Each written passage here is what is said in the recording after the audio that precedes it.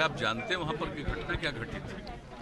जहरीले शराब लोगों को दे करके जो काम हुआ और उसके चलते उतने बड़े पैमाने पर मृत्यु हुई थी। जब शराबबंदी लागू हो गया था 2016 में, उसी साल ये गोपालगंज जिले की घटना है, ये सबको मालूम है। और उसी समय पूरे तौर पर जांच की गई और जांच करने के बाद जो कुछ भी था उसी के आधार पर मुकदमा दर्ज हुआ, सब कुछ हुआ। और आज तो ये आप जानते ही हैं, कोर्ट का ही ये अधिकार है और कोर्ट का ही संवैधानिक अधिकार है, उन्हीं का दायित्व है। उसके आधार पर जो कुछ भी देखा है उन्होंने ये फैसला दिया। तो आप समझ सकते हैं कि कितनी बड़ी बात है। लोगों को समझना चाहिए, हम बराबर कहते हैं शराबबंदी लागू की गई, लोगों के हित में लागू किया गया। और इसके बाद आप समझ लीजिए कि उसी साल कुछ जगह पर आप जहरीला शराब उन लोगों ने आपूर्ति कर दी, जिसके चलते कितने बड़े पैमाने पर लोगों की मृत्यु हो गई थी। और उस समय भी हमने जो कहा था, याद करिए कि देख लीजिए, शराब पीजिएगा, जहरीला मिलेगा और मृत्यु के शिकार होइएगा। इसलिए कभी किसी पर भरोसा मत करिए। और जब शराबबंदी हुई है, लोगों के हित में हुई है, और जब पूरे बिहार की महिलाओं की मांग थी, युवाओं का, युवतियों का, सबकी इच्छा थी, और जिस घर में लोग शराब पीते थे उस घर में कितनी परेशानी होती थी महिलाओं की और बच्चों को, तो उस स्थिति में जो कुछ भी हुआ, कैसी स्थिति बेहतर हुई। जो लोग शिकायत करते थे, और आप जानते हैं जब हम लोग लगातार अभियान कर रहे थे तो एक महिला ने अपनी बात कही थी, जो हम बराबर कहते हैं लोगों को। उन्होंने अपनी बात यही बताई कि मेरे पति शराब पीते थे और आ करके शाम में झगड़ा करते थे और देखने में क्रूर लगते थे, लेकिन जब से शराबबंदी लागू हो गई, अब शाम में आते हैं, बाजार से सब्जी खरीद कर लाते हैं और अब मुस्कुराते हैं, अब देखने में अच्छे लगते हैं। तो आप समझ सकते हैं कि ऐसी बात उन महिलाओं ने कही, ऐसी महिला ने कही जिसके घर में उसके पति शराब पीते थे और घर की स्थिति को खराब रखा था। ये कितनी बड़ी बात है। और ऐसी स्थिति में आज भी कहीं कहीं कुछ जहरीले शराब की बात हो रही है, जांच चल रही है। तो ये तो सबको समझना चाहिए कि जब भी आप ये गलत काम करना चाहेंगे तो आपको और धोखा देगा।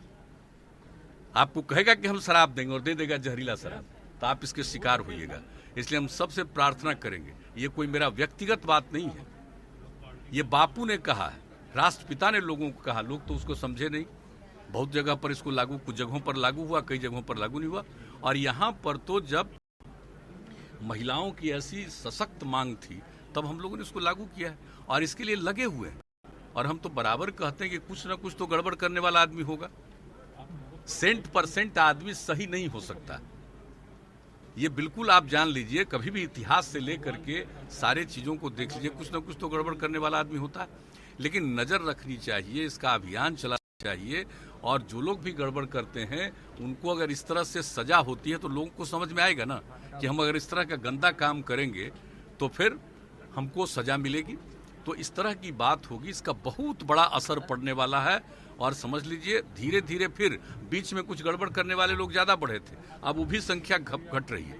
और पूरे तौर पर इसकी जांच पड़ताल के लिए हम लोग लगाए हुए हैं। और आपको बता देते हैं कि हम तो रेगुलर ही कुछ ही दिनों के बाद आकर के सबको बुला करके पूछते हैं, सीनियर ऑफिसर्स को। और हमने तय कर दिया है कि प्रतिदिन, चाहे वो पुलिस के लोग हों जिनकी जिम्मेवारी है, मद्य निषेध विभाग के लोग हों, इनके टॉप लोगों को कह दिया है कि प्रतिदिन रोज थोड़ी देर बैठिए और सब जगह की खबर लीजिए और कहाँ क्या करना चाहिए इसके बारे में विचार करिए। अब होता है लोग, यानी होम डिपार्टमेंट के भी अफसर, मद्य निषेध वाले भी अफसर, और जो हम लोगों ने पुलिस अफसर डीजीपी, और जो बनाए हुए हैं हम लोग आईजी प्रोहिबिशन, तो इस सब लोगों की मीटिंग होती है।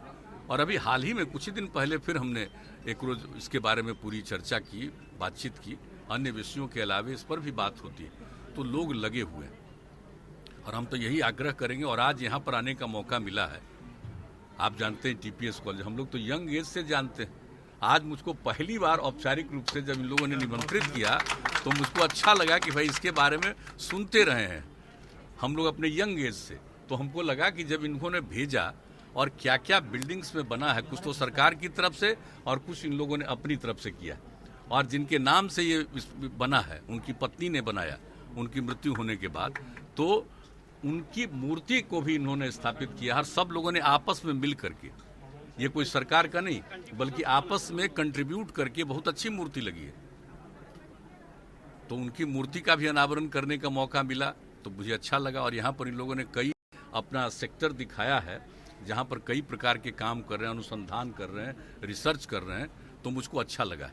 और अभी हमारे माननीय शिक्षा मंत्री जी भी हैं, ये भी साथ में है, देख लिए हैं अब निश्चित रूप से। और हमारे वाइस चांसलर लोग हैं, तो हम तो वाइस चांसलर लोगों से यही कहेंगे कि इन सब चीज़ों को देख करके ये बता दीजिए कि इस इंस्टीट्यूशन को और बढ़िया ढंग से चलाने में। और जो मुझे जानकारी मिली इसलिए हम आए, 7,000 स्टूडेंट्स हैं, तो ये जान करके मुझको बहुत अच्छा लगा कि 7,000 स्टूडेंट हैं। जरा चल करके देखेंगे, हम यदा कदा ही जाते हैं कोई कॉलेज में, तो आज आ करके देख लिया है तो मुझे अच्छा लगा है। और अब तो वाइस चांसलर साहब लोग हैं, अब उनसे तो हम यही कहेंगे, और शिक्षा मंत्री जी भी हैं, जान लीजिए अगर कोई सरकार की तरफ से और सहयोग की जरूरत है ताकि हमारे विद्यार्थियों को बेहतर ढंग से काम करने में। और आप जानते ही हैं पोस्ट ग्रेजुएट तक की पढ़ाई है, यहाँ पर अनुसंधान हो रहा है, रिसर्च हो रहा है, सब बहुत अच्छा है। इस काम को आगे बढ़ाने के लिए अगर राज्य सरकार की तरफ से किसी प्रकार के सहयोग की आवश्यकता होगी तो हम लोग निश्चित रूप से देंगे, उनको मदद भी करेंगे।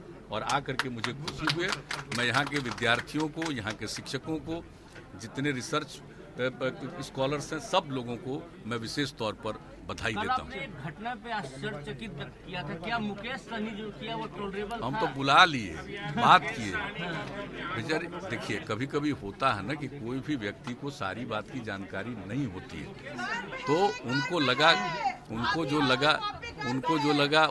होगा, और वो नहीं गए थे तो कोई चला गया, लेकिन उनको पूरी बात बताया गया, समझाया गया, जाकर के खुद ही उन्होंने स्वीकार किया, महसूस किया कि हाँ ये चूक हुई।